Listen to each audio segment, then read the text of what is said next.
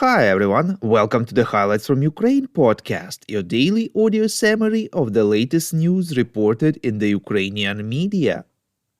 My name is Artem, and here is the news. For 477 days, Ukraine defends itself against the Russian invasion. The contact group for the defense of Ukraine in the Ramstein format met yesterday, reports Interfax Ukraine. The Ramstein format, also known as Ukraine Defense Contact Group, unites defense ministers and other high-level officials from over 50 countries that provide military support to Ukraine or consider doing so. Chairman of the Joint Chiefs of Staff of the U.S. Armed Forces Mark Milley informed that more than 6,000 Ukrainians were being trained right now in 40 different locations on 3 continents.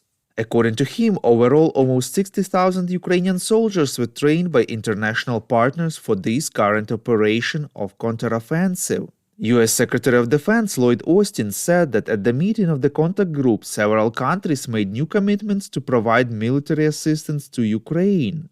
In particular, Canada committed another $500 million package to support Ukraine, and that will include more than 200 critical air defense missiles to help protect Ukraine's skies. Austin also said that Italy has announced the latest tranche of military aid for Ukraine, which includes weapons systems that are key for Ukraine's defense. The Ministers of Defense of the UK, Denmark, the Netherlands, and the US announced an urgent joint supply of the air defense means to Ukraine, reports European Pravda. The UK Ministry of Defense said that within the framework of the joint initiative, Ukraine will receive hundreds of small and medium-range anti-aircraft missiles and accompanying systems. Moreover, the supply has already started and is supposed to be completed in a few weeks. Troels Lund Poulsen, acting Minister of Defense of Denmark, stated that Denmark is planning to allocate an additional almost 3 billion euros for the International Fund for Ukraine, headed by the UK, during the next few years. Minister of Defense of Spain, Margarita Robles, announced plans to send Ukraine 20 tracked armored vehicles and 4 Leopard 2A4 tanks, as well as provide a military hospital, reports Ukrinform. The armored vehicles will arrive in Poland on June 19th. According to the German media Bild, Switzerland plans to sell 25 of the 96 decommissioned Leopard tanks back to Germany, reports Interfax Ukraine.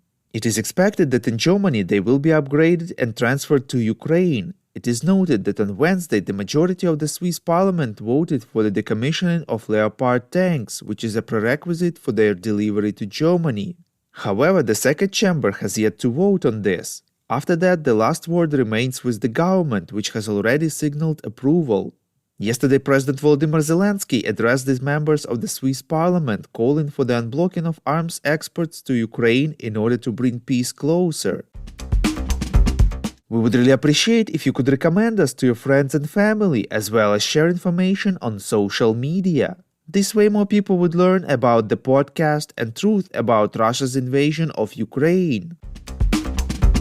Ukraine's Defense Minister Oleksiy Reznikov said that by July, Ukraine's partners plan to approve a training program for pilots, engineers and technicians on F-16 fighters. The training will take place in a specially created center in one of the European countries, reports Ukrainska Pravda.